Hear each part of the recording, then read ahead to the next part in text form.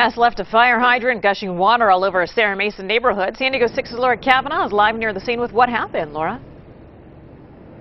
Good morning, Mark and Heather. You know, it was quite a rude awakening for the family that lives here behind me in this home on Murray Ridge Road. They say they actually thought someone was breaking into their home when they heard a loud boom. Instead, it was a suspect with some stolen property inside a van that crashed into this hydrant behind me. You can see the pavement is still wet, but the water has been turned off. The water has been pumped out. But police say that suspect is not only responsible for the damage here due to the flooding, but multiple burglaries in the Sarah Mesa area as well. Now take a look. This was the scene just after 1 this morning. A virtual geyser raining down on the Sarah Mesa neighborhood. Police say the culprits, this white cargo van and a suspect inside, who led police on that pursuit.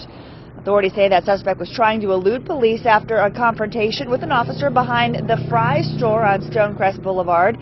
Police say an officer on foot patrol, an alert officer, spotted a young man rifling through cash registers behind the Fry's, and the officer believed it was stolen property and confronted the suspect. That's what it looked like. It looked like he thought it'd be a nice, safe place to kind of go through his loot from the night of burglaries, and didn't know there'd be an officer back there on foot kind of snooping around. Well, that startled suspect fought back, and during the struggle, the officer tased the suspect. Still, the young man was able to hop into that white cargo van and drive away. Now, he led police on a pursuit down the 15 and the 8 and the 805 with speeds up to 75 miles per hour.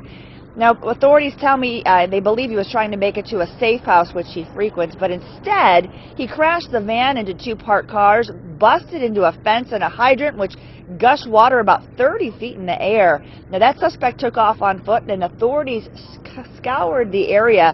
And with the help of police canine units, authorities did track down that man. About 2 hours later, he was actually hiding inside a nearby home on the same block.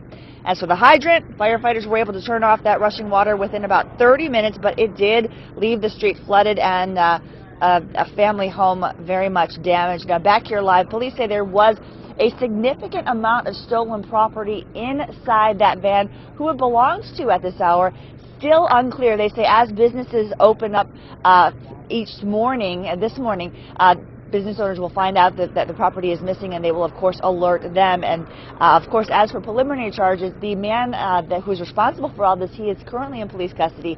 He faces charges of burglary, eluding police, as well as possession of stolen property. For now, that's the latest from Sarah Mesa. Laura Kavanaugh, back to you. All right, Laura, thanks. The man is recovering this morning after crashing his car 30 feet into a ravine. Officers got the call about 8:30 last night. Police say the driver approached the dead end on Pacific Heights Boulevard near Carroll Canyon Road. Instead of slowing down, though, he ran off the road, drove through a guardrail, busted a water valve before plunging into a ravine near the Sereno Valley.